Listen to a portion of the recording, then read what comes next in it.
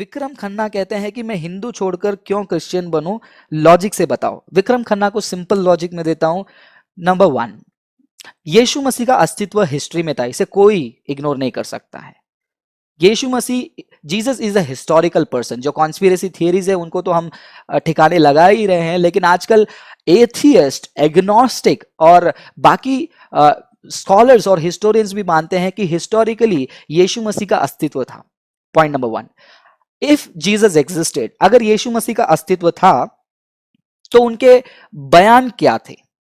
जब उनके बयानों को हमें जांचना है, उनके बयान को हमें जांचने का मौका मिलता है। उन्होंने जो जो बातें कही, जिसे उनके चेलों ने रिकॉर्ड किया है, उनके लोगों ने रिकॉर्ड किया है। अगर हम उन रिकॉर्ड्स के बारे में बात करते हैं, हमारे पास 30,000 से भी ज्यादा हस्तलिपि मैन्युस्क्रिप्ट्स हैं जो आपस में प्रतिवाद नहीं करती है या फिर विरोधाभास नहीं करती है। और ग्रीक लैंग्वेज में ही सिर्फ हमारे पास लगभग 5,000 के आसपास और उससे भी ज्यादा हस्तलिपि है, मैन्युस्क्रिप्ट्स है। तो ये संभव नहीं है 30,000 के आसपास, 30-35,000 के आसपास मैन्युस्क्रिप्ट, हस्तलिपि जो दूसरे दूसरे भाषाओं में है, वो एक ही बातों को बताए। Technically not possible, logically not possible कि सब जगह एक ही झूठ खबर फैलाया जाए। तो point number one, Jesus existed. Point number two, यीशु मसीह ने जो कहा वो रिकॉर्डेड है, ऑथेंटिक है। और होमर्स इलियाद करके जो पोएम का किताब है, ये माना जाता है दुनिया का वन ऑफ द ओल्डेस्ट किताब है। वो वेद का कोई हिस्टोरिकल एविडेंस नहीं है, जो लोग कहेंगे उनका हम रेफ्यूटेशन दे देंगे। Oldest book in the world Homer's Iliad की लिस्ट में आता है और बाइबल भी आता है। अगर आप होमर्स इलियाद का अगर आप नंबर ऑफ मैन्युस्क्रिप्ट और टाइम गैप देखेंगे, वो 1000 साल से भी ज्यादा है। लेकिन बाइबल जो मैन्युस्क्रिप्ट लिखा गया है, with in 10 to 15 years of Jesus Christ ये सारी बातें लिखी गई हैं। और जब उन बयानों को हम पढ़ते हैं, बयान में यीशु ने कहा कि I am the way, I am the truth and I am the life. इसका मतलब है मैं ही मार्ग हूं, मैं ही सत्य हूं, मैं ही जीवन हूं। मतलब मेरे अलावा कोई मार्ग नहीं है। अगर आप कोई मार्ग को ढूंढ रहे हो, आई एम द वे, मैं ही मार्ग हूं।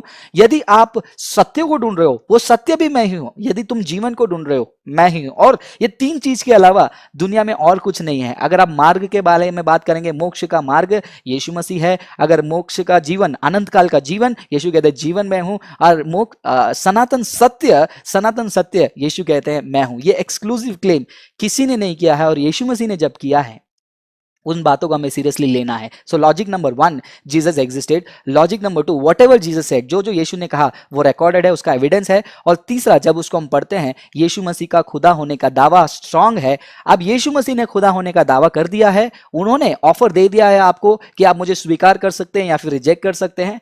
चॉइस आपका है, आपको रिजेक्ट करना है, रिजेक्ट कर सकते हैं, एक्सेप्ट करना है, कर सकते हैं। लेकिन एक बात याद रखिए, यदि हमने जो कहा वो सच निकला, न्याय के दिन कोई भी रोना धोना नहीं, कोई भी सवाल का जवाब नहीं। आप खुद लज्जित होकर खड़े हो जाएंगे कि मुझे मौका मिला, इस मौके को मैंने गवा दिया है। If what we say is true, remember it is going to have eternal consequences. यदि हम क्रिश्चियन जो बयान कर रहे हैं ये सच निकला, जो कि है वाकई में, और जो लोग नहीं मान रहे उनको कह रहा हूं, इफ इट इज ट्रू, उसका कॉम्प्लिकेशन क्या है, आपके अनंत काल का जीवन दाव पे लग जाएगा। कुछ लोग कहते हैं ये नर्क का डर दिखाकर लोगों को कन्वर्ट करते हैं, नर्क का डर दिखाकर लोगों को यीशु के पास लेकर आते हैं। मैं एक छोटा सा उदाहरण देता हूं। यदि कोई आदमी बीचों बीच सड़क में खड़ा है, उसको वो इस तरफ देखकर खड़ा हुआ है और पीछे की तरफ से एक ट्रक बहुत ही तेजी से आ रही है, और आप रोड के साइड से खड़े हो रहे हो और कह रहे हो कि तुम गलत रास्ते पे खड़े हो, साइड हो जाओ, गलत रास्ते पे खड़े हो, साइड हो जाओ, तुम मरने जा रहे हो, तुम कुचले जाओगे, तुम विनाश हो जाओगे। लेकिन जो बीच में खड़ा हुआ व्यक्ति है, वो चिल्लाने वाले को देखकर कह रहा है, जाहिल इंसान, तेरी ये हिम्मत, तू मुझे कहता है कि मैं गलत जगह पे खड़ा हूं, हाउ डेयर यू। बिकॉज जो व्यक्ति खड़ा है वो सामने देख रहा है लेकिन पीछे नहीं देख पा रहा है। हिस्ट्री में, यानी कि पीछे क्या हुआ है वो लोग नहीं जानते हैं। वो सिर्फ आज बैठकर बेबुनियाद बातें करते हैं, लेकिन वो बातें नहीं सुनने के कारण वो ट्रक जब उसको कुचल जाएगी, जब वो कुचलता हुआ उस मोमेंट में जो दर्द उससे आएगा, काश मैंने सुन लिया होता। इस दर्द के इस मोमेंट में कोई पहुंच ना जाए, इसलिए हम सुसमाचार बांटते हैं। दूसरा उदाहरण मैं आपको बताना चाहूंगा, क्या ये डर को फैलाना है यदि कोई बीच रोड में खड़ा है, उसको ट्रक आने का वार्निंग दे रहे हैं? तो ट्रक कुछ नहीं है, जो आ रहा है वो जजमेंट का वार्निंग हम दे रहे हैं। यदि ट्रक का वार्निंग देना डराना है तो हाँ, मैं मानता हूं कि नरक के बारे में हम डरा रहे हैं। अगर ट्रक का वार्निंग देना है वो डराना नहीं है, तो हम भी डरा नहीं रहे हैं, हम केयर कर रहे हैं और वार्न कर रहे हैं। यदि किसी की झोपड़ी जल रही है, उसको जोर से चिल्लाना कि तेरी झोपड़ी जल रही है, तू भी जल जाएगा, ये डराना है या उसको बचाना है? सेम चीज हम यही कह रहे हैं कि जब न्याय का दिन होगा, सारा सेल्फ राइचियसनेस जल जाएगा, और उसी की वार्निंग हम दे रहे हैं। स्वीकार करें या ना करें, चॉइस आपका, क्योंकि you are created in the image of God. परमेश्वर ने आपको अपने स्वरूप में बनाया है, मतलब आपको चुनने का अधिकार है।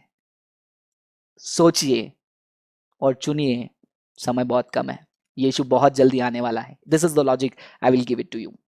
चलिए अगले कमेंट्स की ओर मैं चलता हूं। विक्रम खन्ना के इस कमेंट के बाद हम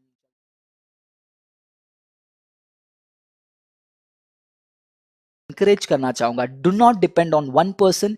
एक चैनल पर डिपेंड ना करें, आप भी आगे आए, आप भी यीशु मसीह के लिए करें। एक छोटा सा सवाल मेरे अंदर हमेशा आता है, आपके अंदर भी आए। सवाल यह है, यीशु मसीह ने मेरे लिए अपने खून को बहाया है, शरीर के आखिरी बूंद को भी उन्होंने बहा दिया है, मैं उनके लिए क्या कर रहा हूं? क्या ये सवाल आपको परेशान करेगी? करनी चाहिए। और यीशु मसीह का जो आज्ञा है 28वां अध्याय 19वां वचन मत्ती का, जाओ तुम सभी जाति के लोगों को चेला बनाओ, उनको जो जो बातें मैंने सिखाई है सिखाओ, उनको पिता पुत्र पवित्र आत्मा के नाम से बपतिस्मा दो। ये काम आपको करना है। आप डरिए मत, जो भी धमकी आपको आती हैं इनसे डरिए मत, क्योंकि वचन ये कहता है, for me to live is Christ and death is gain. जीवित रहना मेरे लिए मसीह है और मृत्यु लाभ है। यस, एक रियल क्रिश्चियन यही थॉट से आगे चलता है, प्रेरित यही थॉट से आगे